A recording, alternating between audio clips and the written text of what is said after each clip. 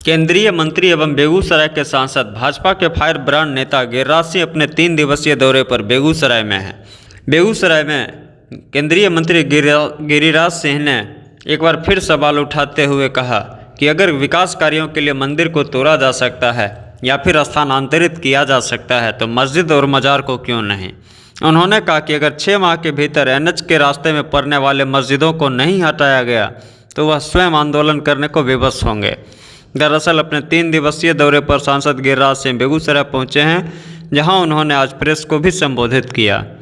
इस दौरान उन्होंने कहा कि NHAI के द्वारा लगातार सवाल उठाया जा रहा है और जिला प्रशासन को भी सूचित किया जा रहा है, लेकिन NH 4 लेन के विस्तारीकरण में कई जगहों पर मस्जिद की बाधा सामने आ रही है, लेकिन मंदिरों को तो हटाया गया जिस पर कोई सवाल या बवाल नहीं हुआ, लेकिन मस्जिद को हटाने में जिला प्रशासन सुस्त रवैया दिखा रही है और इसके लिए विकास कार्य बाधित है।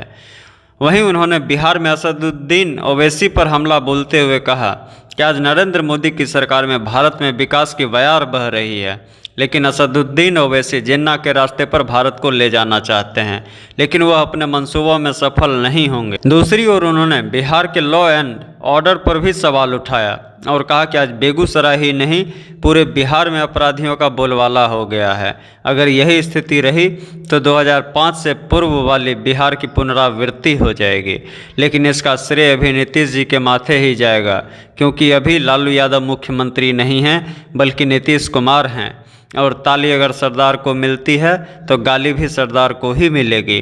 दरअसल केंद्रीय मंत्री गिरिराज सिंह आज प्रेस वार्ता को संबोधित कर रहे थे और इस दौरान उन्होंने लगातार हो रहे विकास कार्यों को प्रेस के समक्ष रखा और कहा कि बेगूसराय में चाहे रिफाइनरी हो या फर्टिलाइजर या फिर NTPC हो, केंद्र की सरकार ने बेगूसराय को औद्योगिक नगरी के रूप में विकसित करने के लिए 50,000 करोड़ से भी अधिक की राशि आवंटित की है, जो कि आप अपने आप में एक मिसाल है। आगे आइए सुनते हैं। तो अगर माननीय मुख्यमंत्री जी बेगूसराय में एथेनॉल की कंपनी एथेनॉल खुलेगा तो ताली हम आपको देंगे, लेकिन लॉ एंड ऑर्डर होगा तो गाली भी आप ही को देंगे और जंगल राज की उपाधि भी हम आप ही के नाम थोपेंगे। तो यही मैं मुख्यमंत्री जी से आपके माध्यम से निवेदन कर रहा हूं कि बेगूसराय एक इंडस्ट्रियल हब है। मोदी जी ने बेगूसराय में 50,000 करोड़ का निवेश करवाने का काम किया है, जिसके कारण फिर से बेगूसराय पुनर्जीवित, चाहे रिफाइनरी का हो, चाहे HURL के रूप में हो, चाहे NTPC के रूप में हो, चाहे NHI के रूप में हो। तो ये बाहर से आने वालों की संख्या रुक जाएगी अगर बेगूसराय बिहार की आत्मा है, औद्योगिक सेंटर के रूप में, औद्योगिक हब के रूप में। अगर आपका आत्मा ही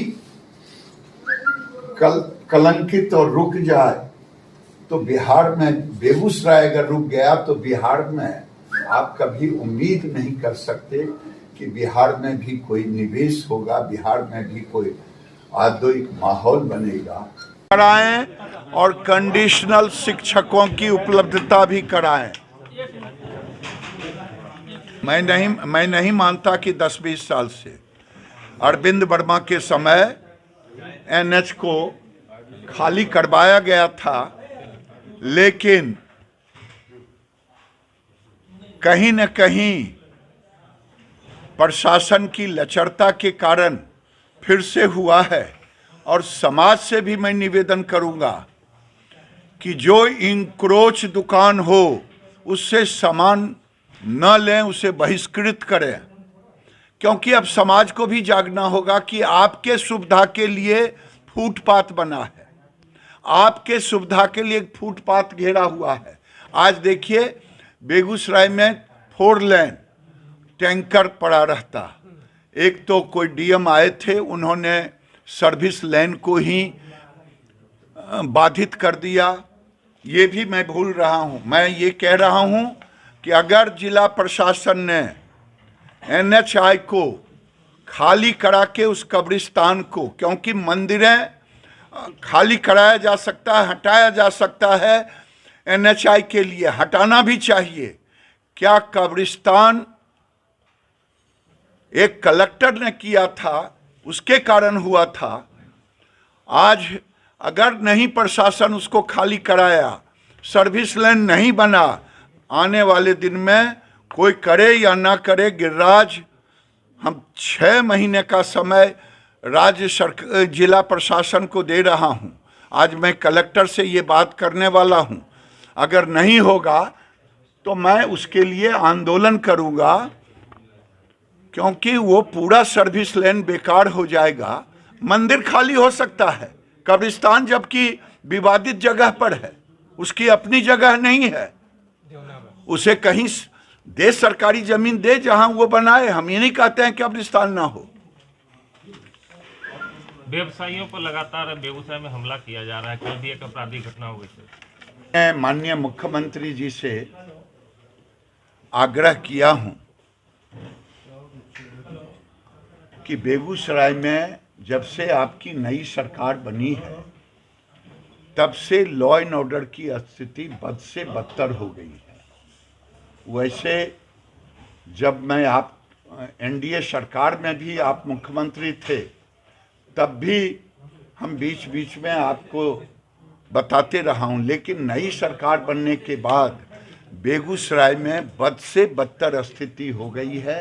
और यहाँ शराब माफिया और लॉ एंड ऑर्डर, ये दोनों, शराब और लॉ एंड ऑर्डर का अनुनाश्रय संबंध हो गया है। अगर मुख्यमंत्री जी इस पर आपने रोक नहीं लगाया तो ताली सरदार को तो गाली भी सरदार को सुनना पड़ेगा। और आप अभी लालू प्रसाद जी का, जिसके जंगल राज को हटाने के लिए आपको मुख्यमंत्री 2005 में बनाया गया था, आज नीतीश कुमार के आगे आएगा कि नीतीश कुमार के राज में जंगल राज बिहार में। 10,000 नौकरी पर तेजस्वी बोले बीजेपी को ही गिनती नहीं आती। देखिए, मैं उनके ज्ञान पर कोई चर्चा नहीं करूंगा। जो राज्यों को वादा किया है वो सब करें, बात मत बनाएं। ये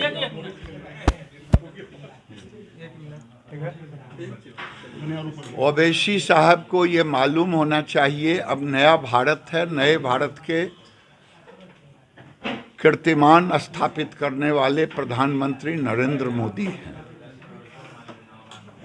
आप केवल जहर उगलना बंद कर दीजिए, जिन्ना के रास्ते पर चलना बंद कर दीजिए।